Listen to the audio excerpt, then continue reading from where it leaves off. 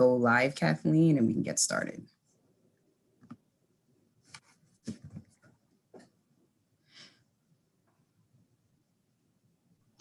All right. Good morning, everyone. We are just 2 weeks out from the end of session, and thank you for joining the meeting and for all of your work thus far. I'm calling our meeting of the Election Law Subcommittee today to order. We have just one bill on the calendar for today, and you can probably brace yourselves that we'll probably be having several meetings where as bills come up and they're ready to move forward, we'll meet again on Friday. So apologies in advance if we don't have the best notice, but you all know we're at that time of session.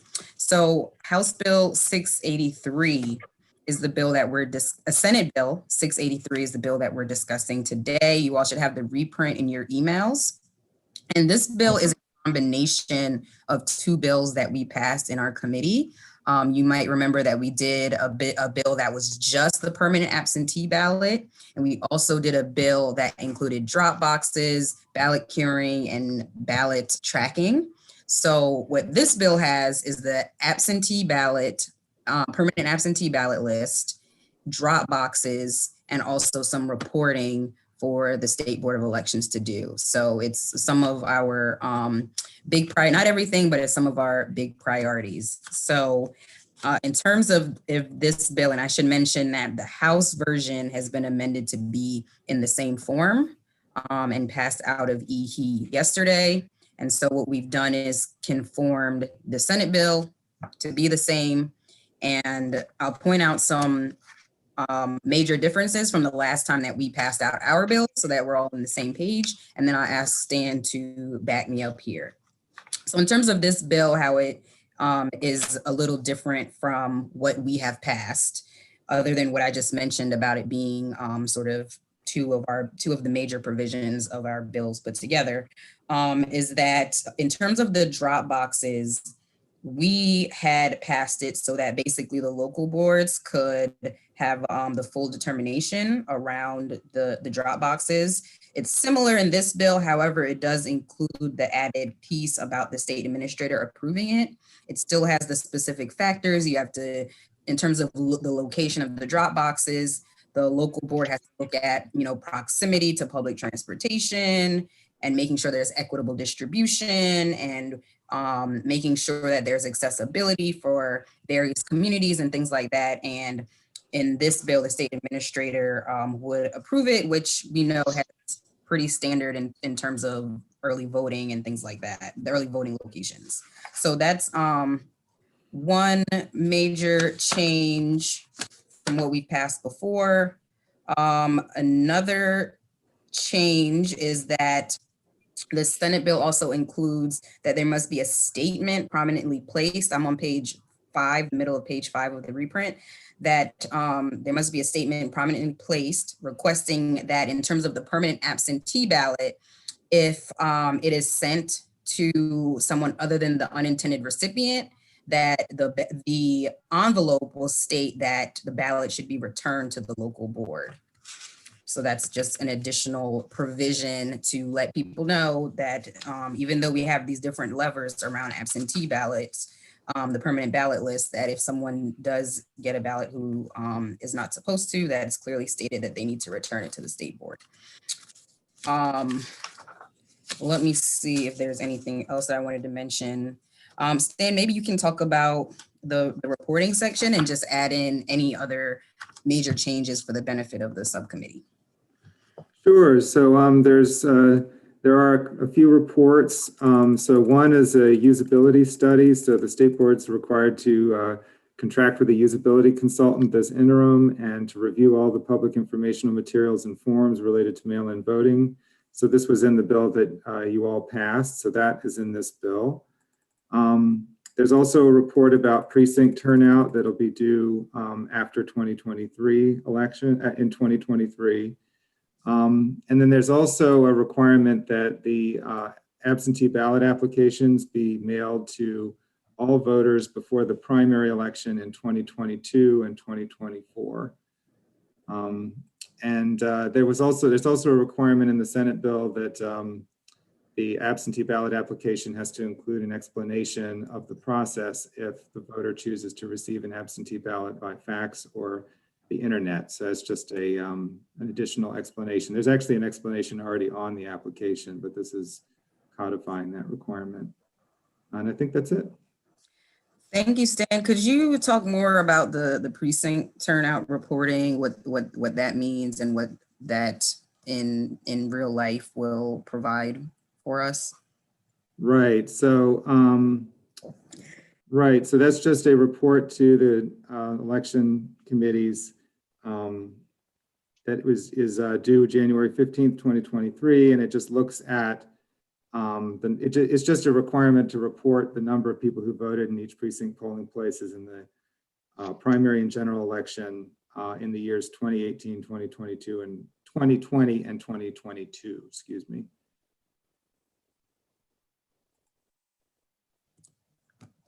Okay. Questions, comments, other considerations? Yes.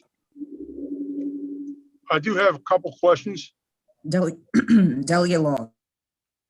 Thank you. I want to make sure I heard you clearly. You said that everyone will be mailed an absentee ballot on the next primary coming up. Am I correct? An absentee ballot application. Oh, application. Okay, I didn't hear that part. The other question I have is, is there any reporting mechanism in place that tells us every time the MVA, whatever records are checked against a voter record, do they have a schedule when they, remove people from the list, or you know what I mean, update the voting list? Yeah, there's an electronic exchange of information that goes on, I believe, daily with new registrations, updates to registrations, changes of address. So that's a very streamlined system. Okay, the same way with people that die, they're taken off the rolls immediately once it's reported. Yeah, they get death reports from different sources, including the Department of Health and also from Social Security, and then they remove those folks. Okay, I guess one last question. Now, someone dies in a different state, how will, and they're registered as a Maryland voter, how do they get notified? I'm just curious. Right, so Maryland is part of a multi-state information sharing exchange on voter that provides information on voter registration. So the state does get notified. Social Security obviously is a national database, so that's one source. But yeah, so they do get information from nationally about people who have passed. All right, thank you so much.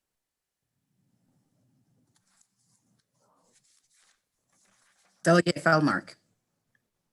Thank you, Madam Chair. My question, I guess, is probably for either Stan or Jared, but can one of you address the changes from apply to request and what the distinction there is? It looks like application or applying was changed to requesting.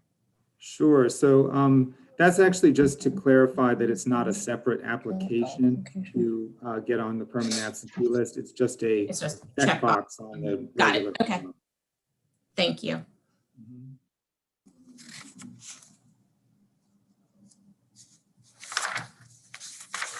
Madam Chair, I do have a question. Sure. Delegate Washington, Vice Chair. Thank you, Madam Chair.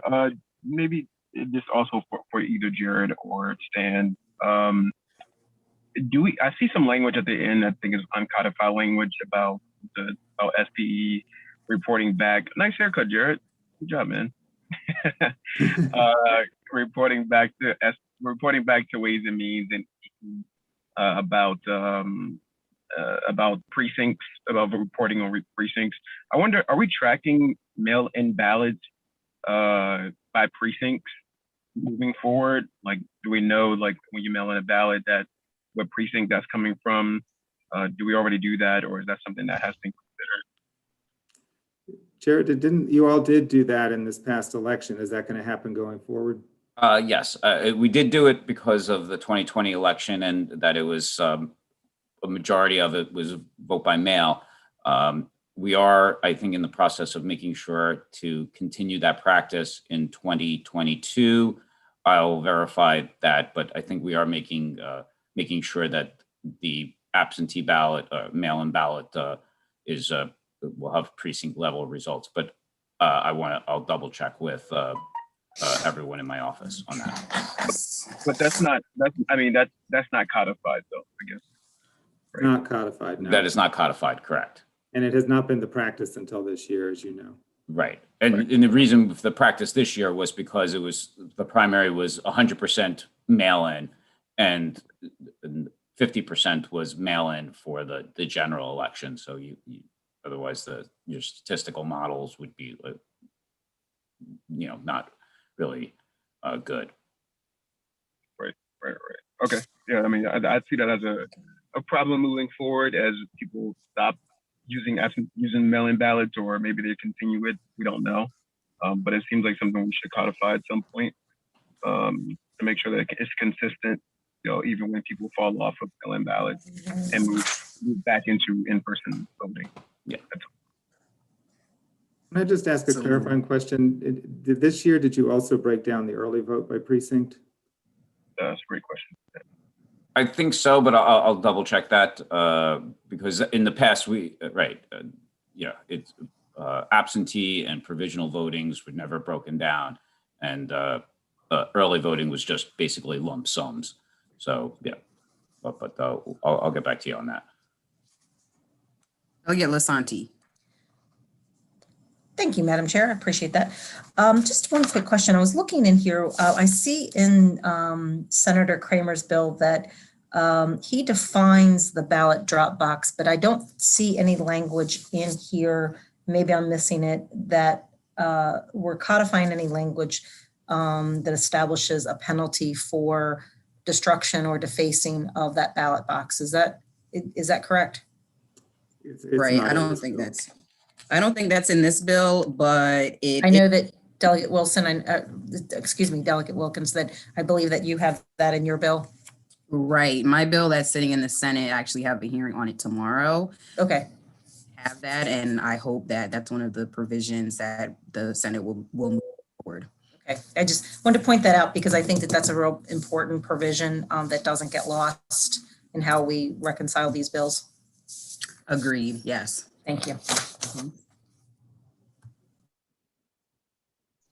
All right. Why don't we go ahead and take a motion, and then we can further discuss if needed. Move favorable. Thank you. All right. It's been motioned and properly seconded. Any further discussion on SB 683? Well, these are amendments, right? That we're moving. Oh, I apologize. On the amendments, any further discussion on the amendments to SB 683? Okay, hearing none. All those in favor of the amendments to SB 683, please raise your hand. Aye. Aye. Thank you. All right. Any opposed? All right, Delegate Shoemaker is opposed. The ayes have it, and we have amended Senate Bill 683. Okay, so on the bill as amended, I have to get used to saying SB now. This part is, but anywho, on the bill as amended, SB 683, may I have a motion? I move favorable. Second. Okay. All right, it's been moved and seconded. Any further discussion on the bill as amended? Yeah, I do have a question real quick. So, Madam Chair, you said that this combines your bill and another bill. Is that what I heard earlier? Just so I'm clear of what we're doing and what they're doing in the Senate with our bills that we've sent over there, right? Yes, so we passed two bills over into the Senate. One was only the permanent absentee ballot list, and then another bill included the ballot drop boxes, and then it also included ballot tracking and ballot curing. That bill is going to be heard tomorrow. What this bill, SB 683, has in terms of the components that we passed is that it includes the permanent absentee ballot list, and it also includes the Dropbox.